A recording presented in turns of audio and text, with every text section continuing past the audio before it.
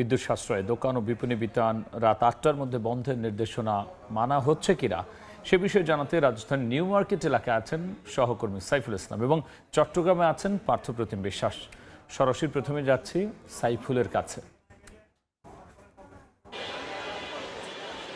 দেশে বিদ্যুৎ সাশ্রয় এবং সুষ্ঠু ব্যবস্থাপনার লক্ষ্যে গতকালকে বিশেষ করে 12ই আগস্ট যে প্রজ্ঞাপন জারি করা হয়েছে তার মধ্য দিয়ে আমরা আজকে দেখতে পেলাম যে এখনো পর্যন্ত যে নিউ মার্কেট আছে সেখানে দোকানপাট কিন্তু বন্ধ করা হয়েছে। ইতিমধ্যে আমরা দেখতে পাচ্ছি ব্যবসায়ীরা হচ্ছে ঠিক 8টা বাজার যখন ঘড়িতে 8টা বাজলো তখনই কিন্তু আসলে এখানকার মালিক সমিতিরা মার্কেটের যে বিদ্যুতের বাল্ব থেকে শুরু করে বিদ্যুতের লাইন সব বন্ধ করে দেওয়া হয়েছে।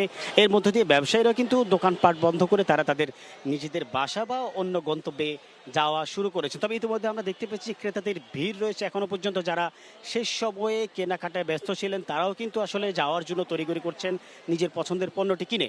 তবে অন্য দিক থেকে আমরা বলি মার্কেটের বাইরে আমরা ঘুরেছি, এখনো পর্যন্ত আমরা কোথাও দেখেছি বিশেষ করে সায়েন্স ল্যাব থেকে ঢাকা ইউনিভার্সিটির যে নিউ মার্কেট নীলক্ষেত মোড় পর্যন্ত দোকানগুলোতে দেখেছি যে বিলবোর্ড সংক্রান্ত যে ইস্যুগুলো 7টার সময় বন্ধ করার কথা থাকলেও কিন্তু বন্ধ করা হয়নি। শুধুমাত্র বিলবোর্ড না, এর পাশাপাশি আরও রয়েছে যে দোকানপাট খোলার যে ইস্যুটা সেটিও কিন্তু আমরা খোলা দেখতে পেয়েছি। তবে এখনো পর্যন্ত এই যে তদারকির যে বিষয়টি সেখানে কিন্তু যে সরকারের বিভিন্ন দপ্তর থেকে যে তদারকি সিস্টেমটা থাকবে আমরা কিন্তু নিউ মার্কেট বা হচ্ছে নীলক্ষেত থেকে শুরু করে সায়েন্স ল্যাবের এই এলাকাটিতে দেখিনি। তবে ইতিমধ্যেই কিন্তু হয়তো দেখা যাবে যে তাদের তোড়জোড় শুরু হয়ে গেছে, কেননা বিভিন্ন মাধ্যমে গণমাধ্যমে কিন্তু এটি প্রসার হচ্ছে যে এখনো পর্যন্ত বিলবোর্ড সংক্রান্ত বিষয়গুলো কিন্তু আমরা বেশি দেখতে পেয়েছি। তবে এর মধ্যে দিয়ে আরও বলতে চাই যে ব্যবসায়ীরা কিন্তু বরাবরের মতোই বলছেন যে তারা তাদের যে সময় সরকার যে টাইম নির্ধারণ করে দিয়েছে সেই টাইমটা যদি আরও এক্সটেনশন করা যায়, বিশেষ করে সকালের সময়টা বৃদ্ধি করে রাতের সময়টা যেন বাড়ানো হয় এরকম দাবি কিন্তু রয়েছে। ক্রেতারাও কিন্তু এই বিষয়টি নিয়ে আসলে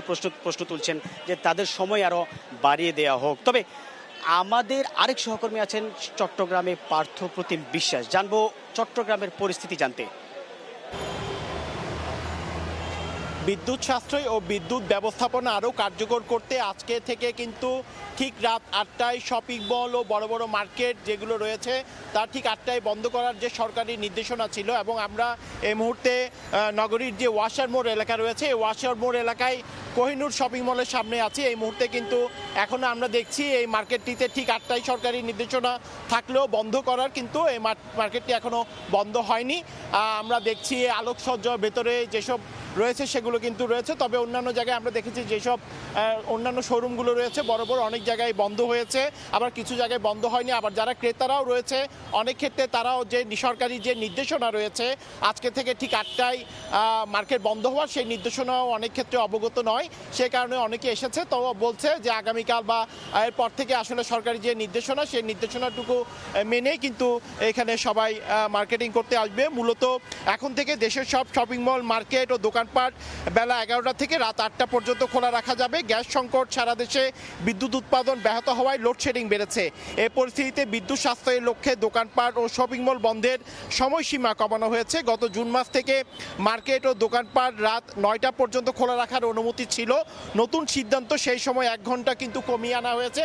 তার মানে হচ্ছে আজকে থেকে রাত 8টায় যেসব বড় বড় শপিং মল রয়েছে কিংবা দোকানপাট রয়েছে যেখানে অতিরিক্ত আলোকসজ্জা করা হয়েছে সেসব জায়গায় ঠিক সকাল 11টা থেকে রাত 8টা পর্যন্ত চলবে। তবে এই মুহূর্তে আমরা আছি নগরীর ওয়াসার মোড় এলাকায়। এখানে যে বড় কোহিনুর শপিং মল রয়েছে কিংবা নগরীর অন্যান্য জায়গায় যেসব বড় বড় শপিং মল রয়েছে, তবে আজকে দেখছি আমরা যেহেতু প্রথম দিন থেকে এই নির্দেশনা, আজকে এখনো পর্যন্ত অনেক জায়গায় এই সরকারের নির্দেশনা মানা হয়নি।